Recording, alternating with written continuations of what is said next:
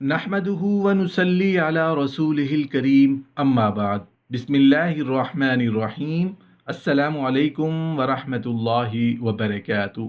قبر سے سیدھے جنت میں جانے والے شوہروں کا بیان۔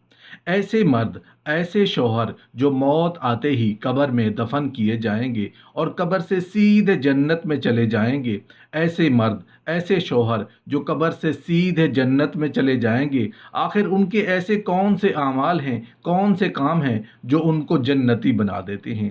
قبر سے سیدھے جنت میں جانے والے شوہروں کی مکمل تفصیل جاننے کے لیے ویڈیو کو آخر تک ضرور دیکھیے گا۔ نبی کریم صلی اللہ علیہ وآلہ وسلم نے فرمایا، جو شخص یہ چاہتا ہو کہ جنت میں اس کے لیے محلات تعمیر کیے جائیں، اس کے درجات بلند کر دیے جائیں، تو اسے چاہیے کہ اپنی بیوی کے ساتھ جنت کے متمنی ہو تو بیوی کے ساتھ صرف ایک کام کر لو، تم جنتی بن جاؤ گے۔ خود بتائیں، جنتی ہونا وہ بھی صرف ایک کام کرنے سے۔ بیوی کے ساتھ آخر وہ کون سا کام کرنا ہے جس کی ضمانت خود نبی کریم صلی اللہ علیہ وآلہ وسلم دے رہے ہیں؟ ویڈیو میں آگے چل کر آپ کے ساتھ وہ کام، وہ عمل بھی شیئر کریں گے جس سے انسان جنتی بنتا ہے۔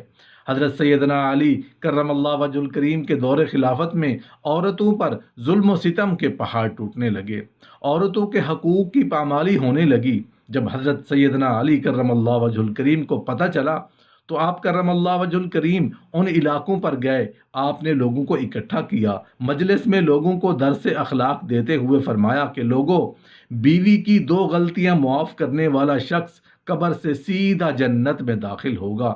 بیوی کی دو غلطیاں معاف کرنے والے شخص کو اللہ تعالیٰ قیامت کے دن بغیر حساب و کتاب کے جنت میں داخل کرے گا۔ لوگوں نے پوچھا، حضرت وہ دو غلطیاں کون کون سی ہیں؟ وہ دو غلطیاں بتانے سے پہلے ایک واقعہ سن لیجئے۔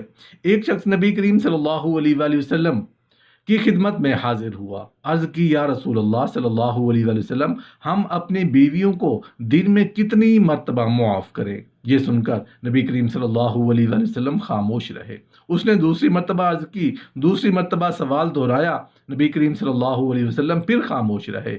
جب اس نے تیسری مرتبہ یہی سوال دہرایا تو رسول اللہ صلی اللہ علیہ وآلہ وسلم، ہم اپنی بیویوں کو دن میں کتنی مرتبہ معاف کریں؟ تو نبی کریم صلی اللہ علیہ وآلہ وسلم نے فرمایا، دن میں 70 مرتبہ اپنی عورتوں کو معاف کرو، غلطیوں کو معاف کرو۔ حضرت سیدنا موسیٰ علیہ السلام کا زمانہ تھا۔ آپ کے زمانے میں ایک شخص تھا جس کی بیوی نافرمان تھی، وہ گناہوں پر گناہ کر رہی تھی، وہ غلطیوں پر غلطیاں کرتی جا رہی تھی۔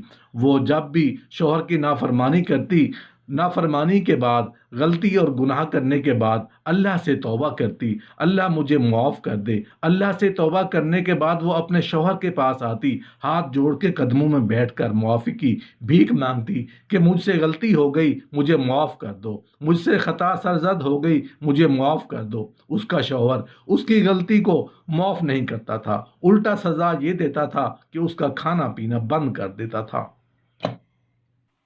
وقت گزرتا گیا، اللہ کا کرنا ایسا ہوا کہ اس شخص کو ایک مہلک بیماری لگ گئی۔ وہ مہلک بیماری کون سی تھی؟ جلد کی بیماری لگ گئی۔ دن بدن یہ بیماری بڑھتی گئی، اس کے جسم پر زخم ہونے لگے، یہ بیماری بڑھتی گئی۔ اس نے بڑے بڑے حکیموں طبیبوں سے علاج کروایا مگر بے سود رہا۔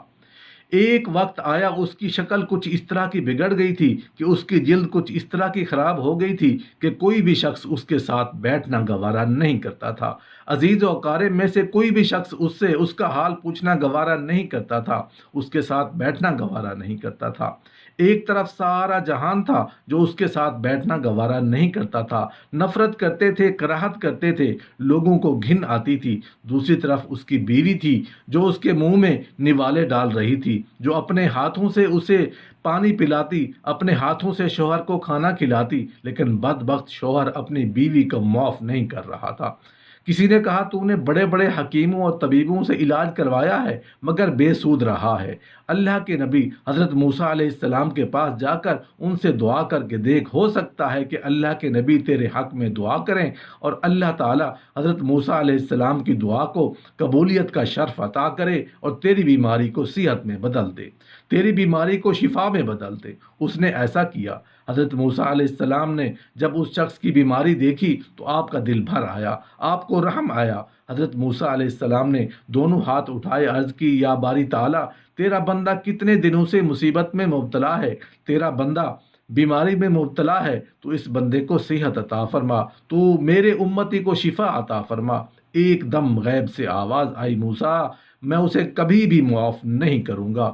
حضرت موسیٰ علیہ السلام نے فرمایا، اے بندے، اللہ کی طرف سے آواز آئی ہے کہ میں تجھے کبھی بھی معاف نہیں کروں گا۔ وہ شخص قدموں پر لپٹ گیا، رو کر کہنے لگا، چیخ و پکار کرنے لگا، یا موسیٰ مجھے بتایا جائے آخر میں نے کون سا ایسا گناہ کیا ہے، میں نے کون سی ایسی خطا کی ہے جس گناہ نے مجھے اللہ کے غضب کا نشانہ بنایا ہے۔ حضرت موسیٰ علیہ السلام نے پھر سے دونوں ہاتھ اٹھائے، عرض کی یا باری تعالیٰ، تیرے اس بندے نے کون سے ایسے گناہ کیے ہیں جن گناہوں نے اسے تیرے غضب کا نشانہ بنایا کہ تو اسے شفا نہیں دینا چاہتا۔ اللہ نے فرمایا، موسیٰ جو کسی کو معاف نہیں کرتا، جو میری مخلوق کو معاف نہیں کرتا، میں بھی اسے معاف نہیں کرتا۔ موسیٰ میں اسے کبھی بھی معاف نہیں کروں گا جو میری مخلوق کو معاف نہیں کرے گا۔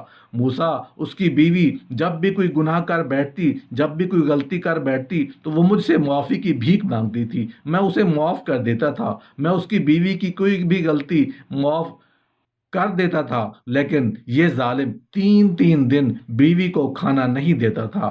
میں رب ہو کر اس کے گناہ معاف کر دیتا تھا، یہ میرا بندہ ہو کر میری بندی کو معاف نہیں کرتا۔ حضرت موسیٰ علیہ السلام نے فرمایا، اے بدبخت انسان، جا پہلے اپنی بیوی کو معاف کر، بیوی کی خطاؤں کو معاف کر، پھر اللہ تعالیٰ تجھے معاف کرے گا۔ حضرت علی علیہ السلام نے فرمایا، بیوی کی دو غلطیاں معاف کرنے والے شخص کو اللہ تعالیٰ قیامت کے دن عرش کا ٹھنڈا سایہ نصیب کرے گا۔ لوگوں نے پوچھا، حضرت وہ دو غلطیاں کون کون سی ہیں؟ فرمایا، ایک شوہر پورا دن خاک چھانتا ہے، بیوی بچوں کے لیے روزی کماتا ہے کہ مجھے کچھ ملے نہ ملے، میری بیوی بچوں کو کھانا مل جائے۔ اپنی فیملی کی ہر ایک چھوٹی خواہش پوری کرنے کے لیے شوہر پورا دن کی خاک چھانتا ہے، روزی کماتا ہے، تھکا ہارا جب شام کو گھر کی دہلیز پر قدم رکھتا ہے تو آگے بجائے خوش آمدید کہنے کے ظالم بیوی کوئی ایسا جملہ بولتی ہے کہ اس کی تھکاوٹ اور زیادہ بڑھ جاتی ہے۔ حضرت علی رضی اللہ تعالیٰ عنہ فرماتے ہیں، بیوی کے منہ سے نکلا ہوا وہ جملہ جس جملے میں شوہر کو دکھ دیا ہو، اتنا کچھ سہنے کے باوجود بھی، اتنا کچھ برداشت کرنے کے باوجود بھی شوہر اپنی بیوی کو معاف کر دیتا ہے، یہ وہ شخص ہے جو قبر سے سیدھا جنت میں داخل ہوگا۔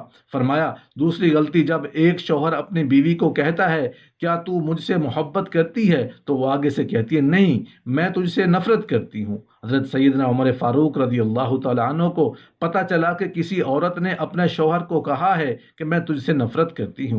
حضرت عمر فاروق رضی اللہ تعالیٰ عنہ کو جیسے ہی پتہ چلا، آپ نے فرمایا، جاؤ اس عورت کو لے کر آؤ۔ اور عورت حضرت عمر فاروق رضی اللہ تعالیٰ عنہ کے سامنے آئی۔ آپ نے پوچھا، تو وہی عورت ہے جس نے اپنے شوہر کو کہا کہ میں تجھ سے نفرت کرتی ہوں، محبت نہیں کرتی؟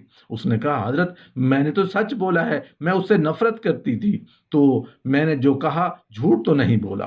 حضرت عمر فاروق رضی اللہ تعالیٰ عنہ نے فرمایا، یہاں پر جھوٹ بھی بول دیتی تو اللہ تیرے اس جھوٹ پر بھی تجھے ثواب عطا کرتا، تجھے نیکیاں عطا کرتا۔ فرمایا، اگر اس بات پر جھوٹ بھی بولنا پڑے جائے تو جھوٹ بول لیا کرو، ایک وقت آئے گا کہ اللہ تعالیٰ تمہارے اس جھوٹ کو سچ میں تبدیل کر دے گا۔ جب شوہر کہے تو مجھ سے محبت کرتی ہے، نہیں بھی کرتی تو کہہ دو میں تجھ سے محبت کرتی ہوں۔ حضرت علی رضی اللہ عنہ فرماتے ہیں، جب شوہر کو پتہ چلتا ہے کہ میری بیوی مجھ سے نفرت کرتی ہے، مجھ سے تعلق توڑنا چاہتی ہے، لیکن وہ تعلق جوڑ کے رکھتا ہے، آپ صلی اللہ علیہ وسلم کا فرمان ہے، جو شخص تعلق توڑنے والے لوگوں کے ساتھ تعلق جوڑ کے رکھتا ہے، یہ وہی شخص ہے جو قیامت کے دن بغیر حساب و کتاب کے جنت میں داخل ہوگا۔